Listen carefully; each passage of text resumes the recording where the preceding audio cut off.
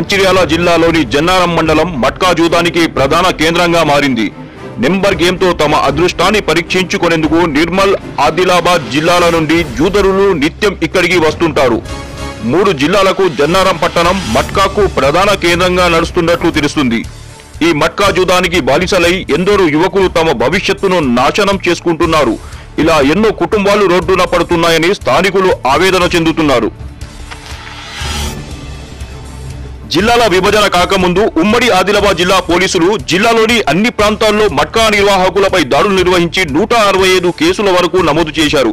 కానీ కొత్త జిల్లాలు ఏర్పడ్డాక జన్నారం మండలం మంచిర్యాల జిల్లా రామగుండం కమిషనరేట్ పరిధిలోకి రావడంతో ఉన్నత స్థాయి పోలీస్ అధికారులనిగా ఇక్కడ కరువైనందున జన్నారం మండలం అక్రమ దందాలకు అడ్డగా మారింది.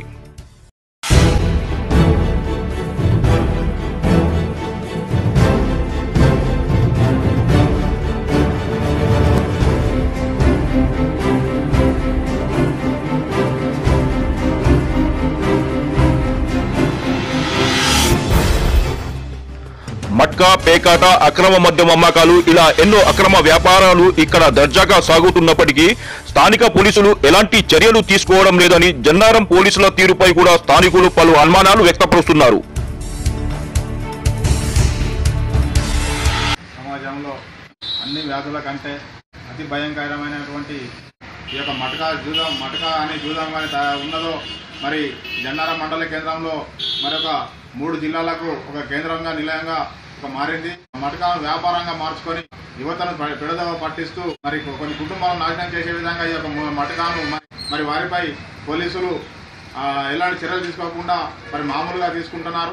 ఇప్పటికైనా పోలీస్ అధికారులు కానివ్వండి, సంబంధిత అధికారులు, ఉన్నతాధికారులు మరి ఈ మటకాన్ని నివారించి త్వరితగతిన నివారించకపోతే మరి ఇంకా రాబో రోజుల్లో చాలా కుటుంబాలు మరి ఆర్థికంగా దెబ్బతిని మరి రోడ్డున పడేటటువంటి అవకాశాలు ఉన్నాయి.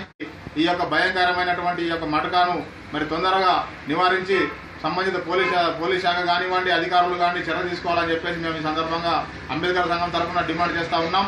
లేకపోతే మేమే భౌతికంగా మేము దాడి చేసి ఏదైతే ఈ మటకా నడుస్తున్నదో దాన్ని మరి కంట్రోల్ చేసి మేము మరి కుటుంబాలను రక్షించేటటువంటి ప్రయత్నం చేస్తామని చెప్పి సందర్భంగా మనం చేస్తున్నాం. జన్నారం మండలం అక్రమ వ్యాపారులకు అడ్డగా మారింది. జన్నారం కేంద్రంగా సాగుతున్న జూదం, మటకా జూదంకు యువకులు బానిసలై వాళ్ళ జీవితాన్ని నాశనం చేసుకుంటున్నారు. దానిపై పోలీసు వారు వెంటనే చర్యలు తీసుకోవాలని కోరుకుంటున్నారు.